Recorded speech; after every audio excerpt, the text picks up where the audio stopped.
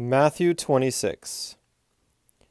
When Jesus had finished all these words, he said to his disciples, "You know that after 2 days the Passover is coming, and the Son of Man is to be handed over for crucifixion."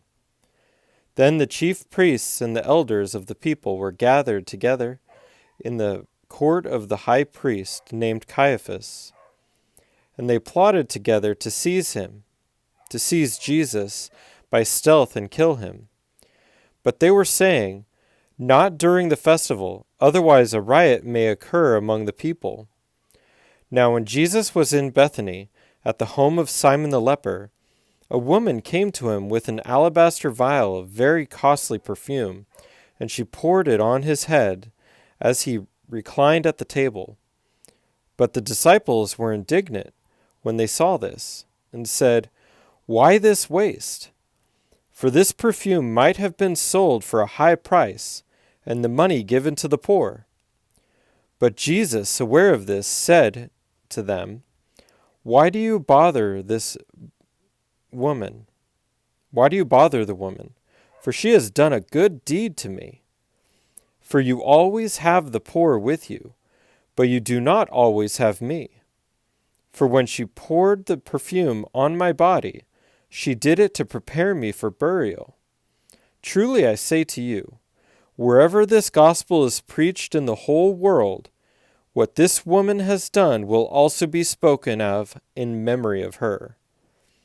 Then one of the 12, named Judas Iscariot, went to the chief priests and said, "What are you willing to give me to betray him to you?" And they weighed out 30 pieces of silver to him. From then on he began looking for a good opportunity to betray Jesus. Now on the first day of the unleavened bread, the disciples came to Jesus and asked, "Where do you want us to prepare for you to eat the Passover?" And he said, "Go into the city to a certain man, and say to him, 'The teacher says, my time is near. I am to keep the Passover at your house with my disciples.'" The disciples did as Jesus had directed them, and they prepared the Passover. Now when evening came, Jesus was reclining at the table with the 12 disciples. As they were eating, he said, "Truly I say to you that one of you will betray me." Being deeply grieved, they each one began to say to him, "Surely not I, Lord." And he answered, "He who dipped his hand with me in the bowl is the one who will betray me. The Son of Man is to go, just as it is written of him. But woe to that man by whom the Son of Man is betrayed. It would have been good for that man if he had not been born." And Judas, who was betraying him, said, "Surely it is not I, Rabbi." Jesus said to him, "You have said it yourself." While they were eating, Jesus took some bread, and after a blessing, he broke it and gave it to the disciples and said, "Take, eat. This is my body." And when he had taken a cup and given thanks, he gave it to them, saying, "Drink from it, all of you. For this is my blood of the covenant, which is poured out for many for forgiveness of sins. But I say to you, I will not drink of this fruit of the vine from now on until that day when I drink anew with you in my Father's kingdom." After singing a hymn, they went out to the Mount of Olives. Then Jesus said to them, "You will all fall away because of me this night, for it is written, 'I will strike down the shepherd, and the sheep of the flock shall be scattered.' But after I have been raised, I will go ahead of you to Galilee." But Peter said to him, "Even though all may fall away because of you, I will never fall away." Jesus said to him, "Truly I say to you that this very night, before a rooster crows, you will deny me 3 times. Peter said to him, "Even if I have to die with you, I will not deny you." All the disciples said the same thing too.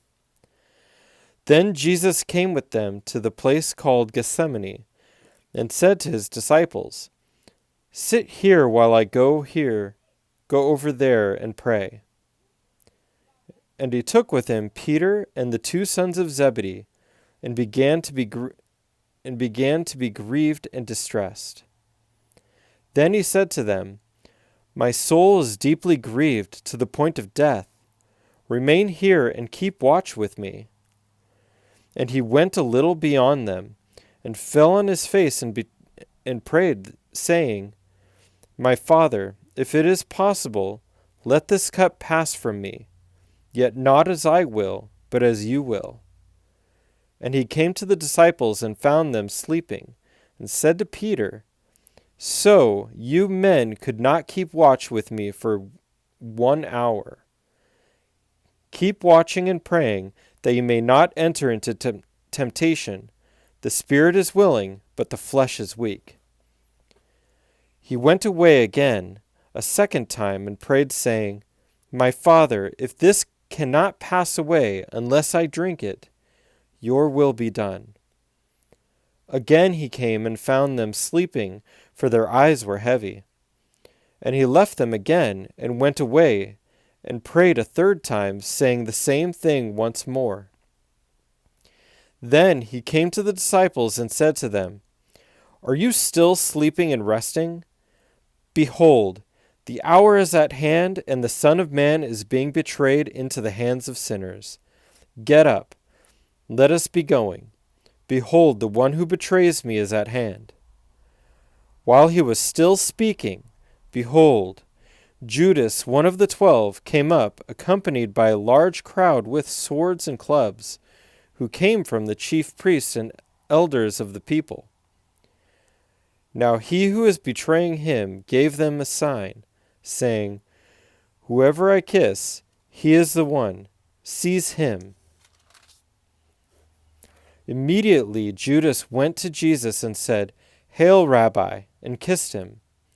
And Jesus said to him, "Friend, do what you have come for."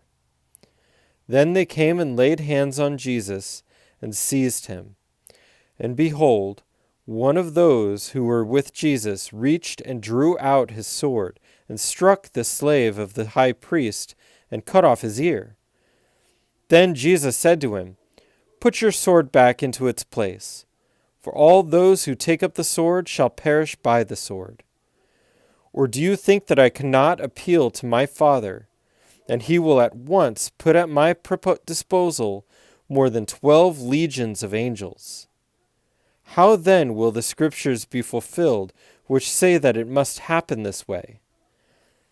At that time Jesus said to the crowds, "Have you come out with swords and clubs to arrest me, as you would against a robber?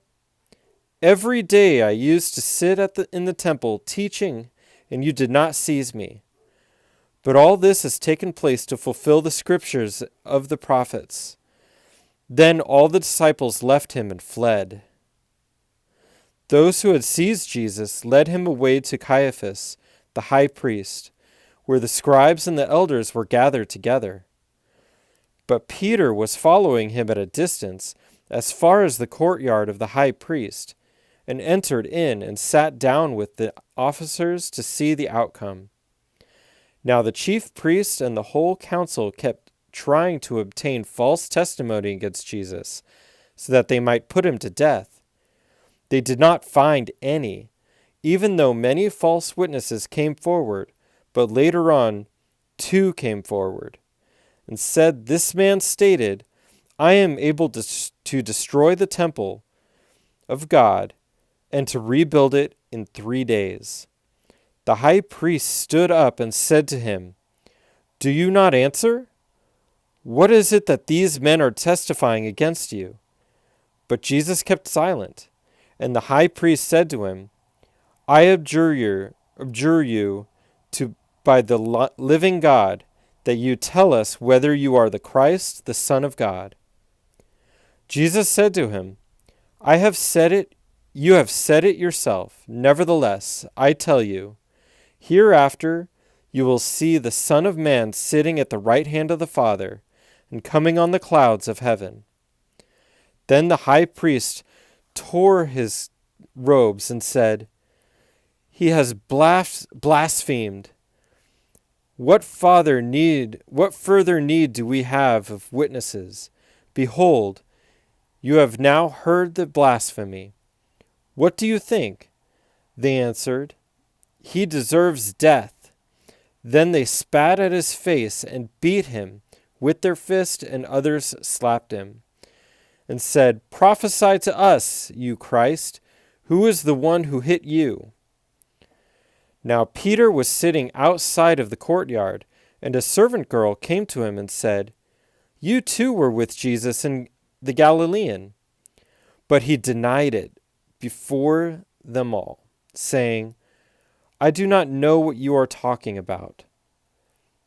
When he had gone out of the gateway, another servant girl saw him and said to those who were there, "This man was with Jesus of Nazareth."